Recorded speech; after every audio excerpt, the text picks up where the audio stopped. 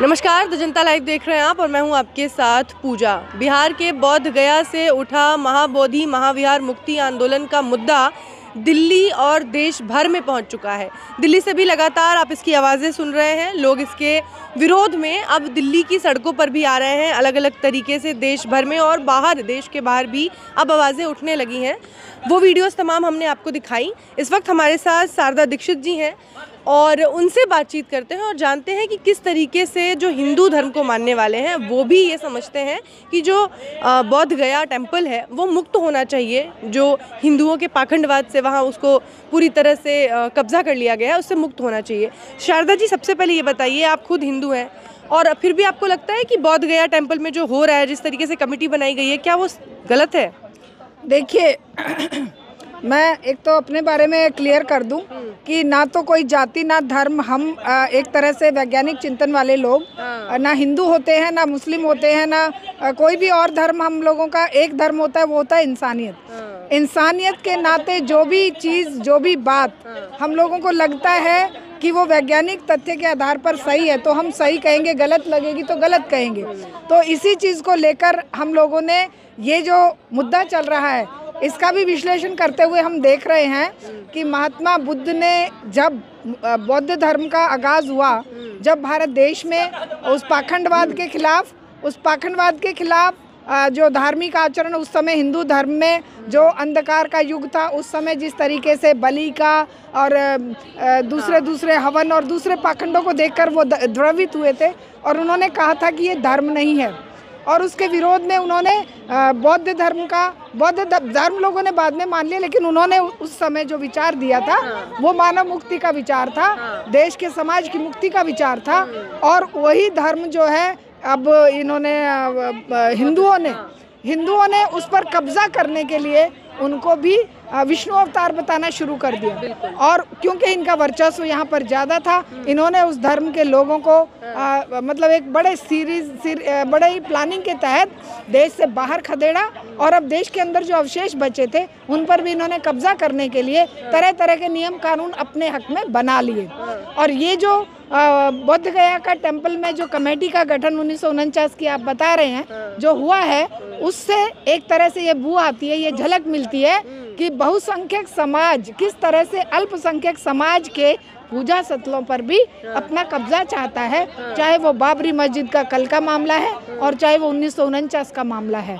क्यों नहीं बौद्धों का स्थान बौद्धों के हवाले कर दिया गया? क्यों वहाँ पर मंदिर नए नए खोजे जा रहे हैं? क्यों वहाँ पर बुद्ध की मूर्तियों को भी कपड़े पहनाकर विष्णु और गणेश बनाया जा रहा है? तो ये चीज़ समझने की है कि इस देश को धर्मांधता की तरफ धकेलने का ये पूरा प्रयास इन धर्म के ठेकेदारों ने ले रखा है ताकि जनता जो है इनमें उलझी रहे और जनता रोटी रोजी और वैज्ञानिक तथ्यों की तरफ ध्यान ना लेके जाए। इसीलिए ये इस तरह के आचरण को लगातार कर रहे हैं और लगातार जनता को गुमराह करते हुए अपना जो एक एजेंडा लेकर आज ये मुद्दा इन्होंने खड़ा किया है और इस मुद्दे को ये आगे बढ़ाते रहेंगे। लेकिन यहाँ सवाल ये है कि बौद्ध धर्म के लोग, देखिए, शांतिपूर्ण तरीके से रहने वाले लोग हैं, इनको किसी से मतलब नहीं है, अपने धर्म का प्रचार करते रहते हैं शांतिपूर्ण तरीके से। ऐसे में खुद प्रधानमंत्री कहते हैं कि मैं बुद्ध की धरती से आया हूँ, बुद्ध के विचारों का प्रचार करते हैं, बाहर जाते हैं, तो उसके बाद भी इस तरीके से जो षड्यंत्र के तौर पे आप कह रहे हैं कि षड्यंत्र किया जा रहा है, आखिर ऐसा क्यों है? देखिए, मैं बौद्ध की धरती से आया हूँ, इनसे कोई पूछे कि तुम दूसरी तरफ कपड़ों से लोगों को पहचान लेते हो, हैं? एक तरफ कह रहे हो कि मैं बौद्ध की धरती से आया हूँ। बुद्ध तो हर तरह से दया, माया, प्यार, समता की बात करते थे और तुमने हर कदम पर जहर घोला है नागरिक जीवन में, समाज के जीवन को तुमने जहरीला बना दिया है। तुम आज किस तरीके से ये बात कह रहे हो और ये बात अगर तुमने कही है तो उस बात पर तुम बिल्कुल ज़ीरो आचरण कर रहे हो। बौद्धों की जो धर्म स्थान गिनती के हैं और उन्हीं स्थानों को अगर तुमने हड़प कर उन पर अपना वर्चस्व स्थापित करना है तो ये बहुत ही मतलब एक तरह से खतरनाक बात है। और ये एक तरह का लोगों के दिलो दिमाग में जो इन्होंने दूसरे धर्मों के प्रति जहर फैलाया है, वो बौद्धों को भी अपने से अलग करते हुए एक आंदोलन के रूप में बौद्ध इसकी डिमांड करेंगे और पूरे देश में जो है ये हलचल पैदा होगी। बौद्ध धर्म के जो लोग हैं उनका कहना है कि देखिए, अयोध्या में भी जब आर्कियोलॉजिकल सर्वे ऑफ इंडिया ने खुदाई की तो नीचे वहाँ बौद्ध की अवशेष मिले, मूर्तियाँ निकली। बिल्कुल, ये बात बिल्कुल सच है कि ये केवल कब से इनके राम पैदा हुए, इनके राम खुद तुलसीदास की चौपाई में क्या कहा गया है, संवत 1631 अवधपुरी है चरित प्रकाशा, इस तरह से वो मैंने पढ़ा है। सुंदर स्टार्टिंग में बालकांड में जब ये उसके बारे में लिखते हैं कि ये कब लिखा गया, वो राम इनके कब पैदा हुए 1631 में, और बुद्ध कब थे, ईसा पूर्व 300वीं शताब्दी में, उससे पहले। तो ये इनके राम बौद्ध धर्म के खिलाफ पैदा हुए हैं। पर ये तो कहते हैं कि जो बौद्ध हैं वो विष्णु के अवतार हैं। यही तो है ना मजेदार बात कि ये हर किसी को अपने रंग में लपेट लेते हैं। जब ये किसी का आचरण नहीं कर सकते, बुद्ध की शिक्षाओं पर आचरण नहीं कर सकते।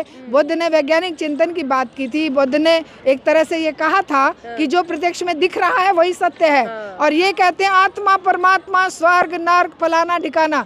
तो ये बुद्ध को मानना इनकी मौत है, बुद्ध की शिक्षाओं को मानना। इसीलिए इन्होंने ये धार्मिक प्रपंच रचा है, और उस धार्मिक आडंबर के चलते ही ये जितने भी स्थान हैं, चाहे वो अल्पसंख्यक समुदाय के मुस्लिमों के हैं, चाहे वो बौद्धों के हैं, चाहे वो किसी अन्य जाति के हैं, सब पर ये अपना कब्जा चाहते हैं।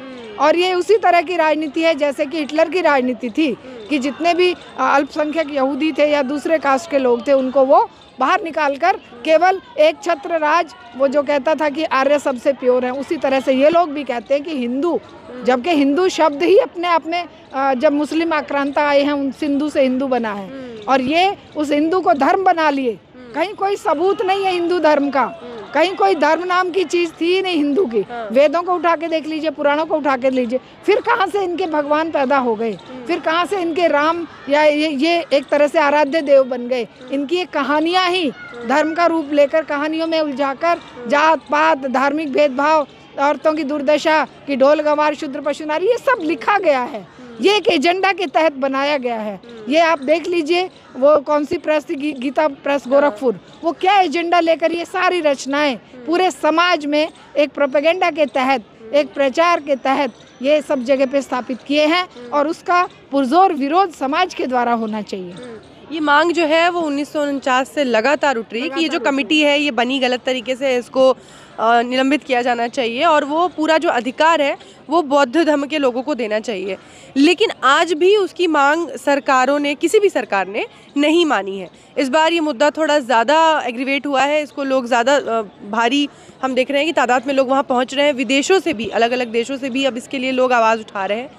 13 तारीख को जंतर मंतर में भी इसको लेकर एक कार्यक्रम का आयोजन किया गया है। आप लोग जो, आप जैसे आपने कहा कि बुद्धिजीवी लोग हैं जो मानवता को मानते हैं, इंसानियत को सबसे पहले मानते हैं, वो लोग क्या करेंगे इसके लिए? हम तो देखिए जहाँ सत्य है उसके साथ खड़े हैं। ये सत्य है कि गया, बोध गया जो है वो बौद्धों का है, तो हम उनके साथ खड़े हैं। हम किसी भी पाखंड, किसी भी झूठ फरेब और सत्ता के जो चाटुकार लोग हैं, जो गलत न्याय व्यवस्था को लेकर गलत मतलब अन्याय करते हैं न्याय व्यवस्था के नाम पर, उसके हम खिलाफ हैं। और हम ज़रूर चाहेंगे कि बोध गया का जो नियंत्रण है वो बौद्धों के हाथ में ही होना चाहिए। जैसे राम मंदिर की जो इनकी जो वो मैनेजिंग कमेटी बनी है, उसमें क्या कोई बौद्ध या मुस्लिम है? अब ये दावे कर रहे हैं कि हम वक्फ बोर्ड पर भी अपने वो भेजेंगे। क्या चाहते हैं ये?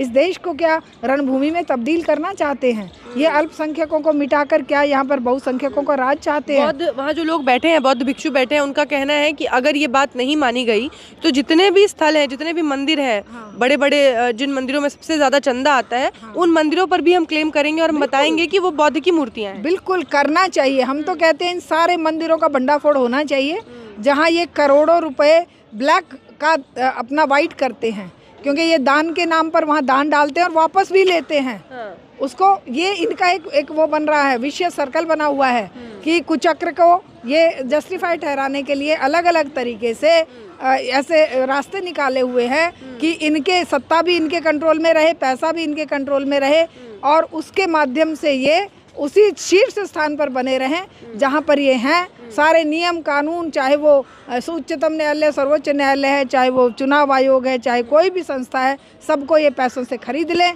भय आतंक दिखा के। और फिर ये छोटी अल्पसंख्यक और छोटी जातियों और महिलाओं के लिए तो ये क्या ही करेंगे, जब इनको ये शर्म लिहाज बिल्कुल नहीं है कि तुम मानवता के खिलाफ काम कर रहे हो, तुम एक अपनी सत्ता को कायम रखने के लिए इस तरह के आचरण कर रहे हो। लेकिन एक दिन ये भर कर सत्ता गिरेगी, जब ये मानव समाज खड़ा होगा अपने अधिकारों के लिए और अपनी आवाज़ बुलंद करेगा, तब इनको भागने को जगह नहीं मिलेगी। चलिए, बहुत बहुत शुक्रिया आपका शारदा जी, हमसे इस मुद्दे पर बातचीत करने के लिए। धन्यवाद।